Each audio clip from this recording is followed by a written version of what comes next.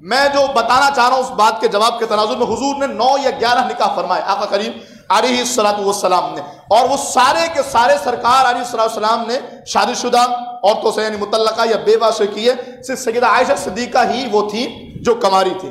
اب حضور پر یہ معاذ اللہ ثم معاذ اللہ الزام لگایا جا رہا ہے اس فحاشی بات میں کہ سرکار نے معاذ اللہ بڑی عمر کا ہونے کے باوجود معاذ اللہ ثم معاذ اللہ کم عمر کی لڑکی سے زبردستی نکاح کر لیا، معاذ اللہ ثم معاذ اللہ۔ اللہ اکبر کبیرہ، ہمارے لیے غیرت سے مر جانے کا مقام ہے، لیکن یہاں پر جواب دینا ضروری ہے، اس لیے یہ بات میں عرض کر رہا ہوں کہ کوئی یہ نہ سمجھے کہ رسول اللہ کے غلام مر گئے ہیں۔ ہم زبان سے بھی جواب دیں گے اور ہم اپنے علماء سے بھی عرض کریں گے، آگے بھی ہم نے بات پھیلائی ہے پہنچائی ہے، اس پر باضابطہ ایکشن لیا جائے۔ ان کے خلاف 295C کا مقدمہ ہونا چاہیے، جنہوں نے ایسی بدترین حضور کی گستاخی کی ہے۔ اور میں نے بہت ہلکے جملے کہے، جملے بڑے سخت ہیں وہاں پر، جنہوں نے نہیں پڑھے ان کے لیے میں عرض کروں، بڑے سخت جملے ہیں وہاں پر جو سرکار کے لیے اور سیدہ عائشہ کے لیے وہاں معاذ اللہ استعمال کیے گئے ہیں۔ تو آقا کریم علیہ السلام نے جو 9 یا 11 نکاح فرمائے، پہلا نکاح آقا کریم علیہ السلام نے کتنی سال کی عمر میں کیا؟ بولو سارے، 25 سال۔ اور سیدہ اماں خدیجہ پاک کی عمر کیا تھی؟ 40 سال۔ کتنا فرق آیا؟ آج کے دور میں 15 سال کے فرق والی عورت سے نکاح ہوتا ہے؟ بولو نا یار، نہیں ہوتا۔ سواری کوئی ایک مثال دے دو، آپ میں سے کسی نے کوئی ایک مثال دیکھی ہو، صرف ایک مثال آپ بتا دینا، کوئی ایک مثال، مجھے لائیو دیکھنے والے بھی بتائیں، کوئی ایک مثال ایسی آپ کی نظر میں آئی ہو کہ عورت کی عمر وہ بھی 40 سال کی ہو چکی ہو، اتنی بڑی عمر کی عورت، اور اس سے پہلے 2 نکاح بھی ہو چکے اس عورت کے، اور جو لڑکا ہو میرے اور آپ کے آقا صلی اللہ علیہ وسلم، جو نوجوان ہو وہ عرب کا سب سے حسین تاجدار بھی ہو، جس کا معاشرہ بھی بڑا اعلیٰ ہو، جس کا نسب بھی بڑا اعلیٰ ہو، جس کا خاندان بھی بڑا اعلیٰ ہو، جو کعبے کا متولی بھی ہو، جس کی شان یہ ہو کہ جب بچہ ہو نا تو دیوار کعبہ کے پاس جا کر کے دعا مانگی جائے بارش ہو جائے، جس کی شان یہ ہو کہ جس کی پیدائش کے وقت ہی عرب والوں کو معلوم ہو جائے کہ نبوت بنی اسرائیل سے منتقل ہو گئی ہے اور نبوت اہل عرب کے حصے میں آ گئی ہے۔ ایک ایسا عرب کا حسین چاند، ایسا حسین تاجدار ہو، 2 نکاح پہلے ہو چکے ہیں، 40 سال کی خاتون ہے اما خدیجہ پاک رضی اللہ تعالیٰ عنہ، حضور نے 25 سال کی عمر میں نکاح فرمایا۔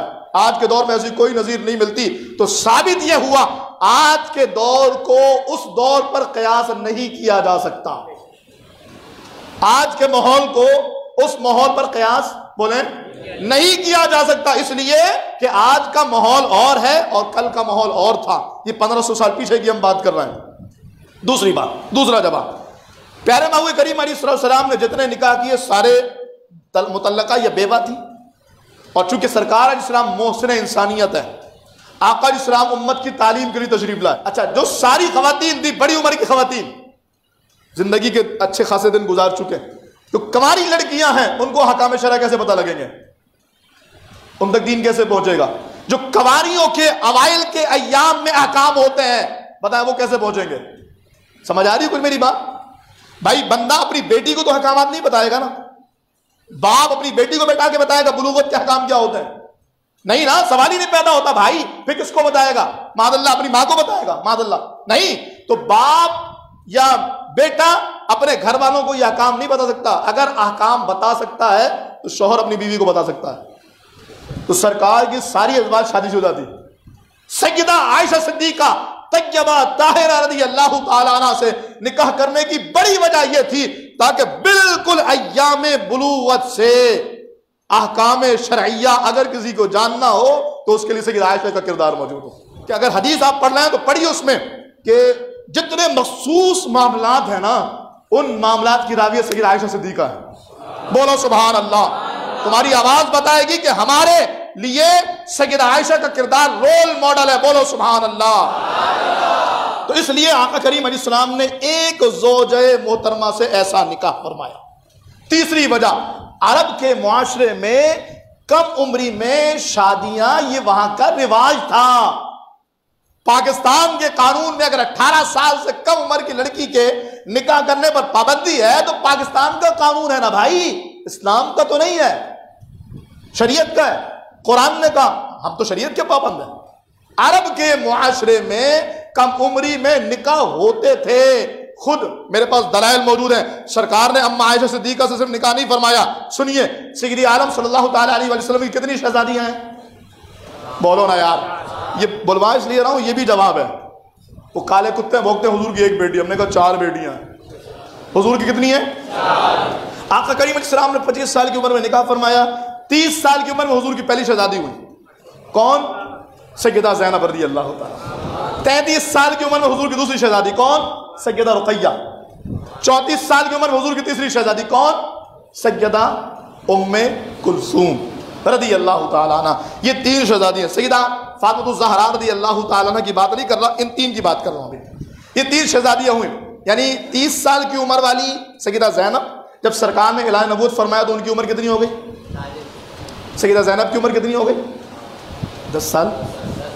سرکار 30 سال کے جب ہوئے سرکار کی عمر شریف، تو سیدہ زینب پیدا ہوئی، اعلان نبوت 40 سال میں فرمایا، کتنی ہو گئی سیدہ زینب کی عمر؟ 10 سال۔ سیدہ رقیہ کی عمر 7 سال۔ ام کلثوم کی عمر رضی اللہ تعالیٰ 6 سال۔ یہ عمر کا ہے۔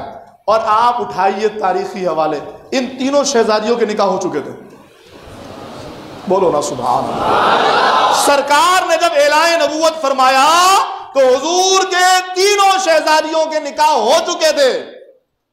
جی ہاں، سب سے بڑی سیدہ زینب تھی، اگر کہا جائے اسی وقت ہوا تھا تو بھی 10 سال عمر تھی۔ سیدہ رقیہ کی 7 سال، سیدہ ام کلثوم کے 6 سال، نکاح ہو چکے تھے۔ سیدہ زینب کی تو عمرو بن عاص سے ہوا تھا۔ سیدہ رقیہ اور ام کلثوم، ان دونوں کی ابو لہب کے 2 بیٹوں سے، عتبہ اور عتیبہ، ان دونوں سے ہوا۔ اور سرکار نے اعلان نبوت فرمایا تو ان دونوں بیٹوں نے اپنے باپ کے کہنے پر ان دونوں شہزادیوں کو طلاق دے دی۔ پھر سرکار نے ہجرت سے پہلے ہی ایک شہزادی سیدہ رقیہ کا نکاح جناب عثمان غنی سے کر دیا۔ پھر عثمان غنی کے ساتھ جو پہلی ہجرت حبشہ کی طرف ہوئی تھی، سیدہ رقیہ جناب عثمان کے ساتھ تھی، بولو سبحان اللہ۔ اور پھر جب سرکار دو عالم علیہ السلام بدر کی جنگ سے واپس آئے تو سیدہ رقیہ وصال کر چکی ہیں۔ سرکار نے دوسری شہزادی کون؟ ام کلثوم، جو پہلے ابو لہب کے ایک بیٹے عتیبہ کے نکاح میں آ چکی تھی اور اس نے طلاق دے دی تھی، تو ان شہزادی ام کلثوم کا نکاح آقا کریم علیہ السلام نے جناب عثمان غنی سے کر کے فرمایا، اگر 40 بیٹیاں ہوتی اور سب کا انتقال ہوتا رہتا، یہ کے بعد دیگرے میں 40 کی 40 عثمان کے نکاح میں دے دیتا۔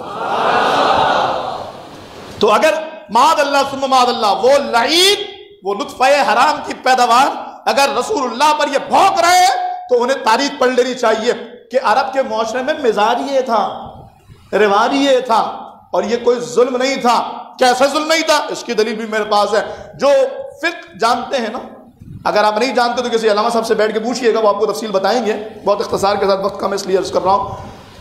فقہ کا اصول یہ ہے، شریعت کا اصول یہ ہے کہ اگر کسی عورت کا نابالغی کی حالت میں اس کے ولی نے، اس کے باپ نے اس کا نکاح کر دیا، جیسے صدیق اکبر نے جناب سیدہ عائشہ صدیقہ کا نکاح کر دیا تھا، نابالغی کی حالت میں اگر باپ نے، کیونکہ عورت خود نہیں کر سکتی نابالغی کی حالت میں نکاح، بالغ ہونے کے بعد کر سکتی، نابالغی میں نہیں کر سکتی، پھر بالغ ہونے کے بعد بھی کفر کا مسئلہ ہے۔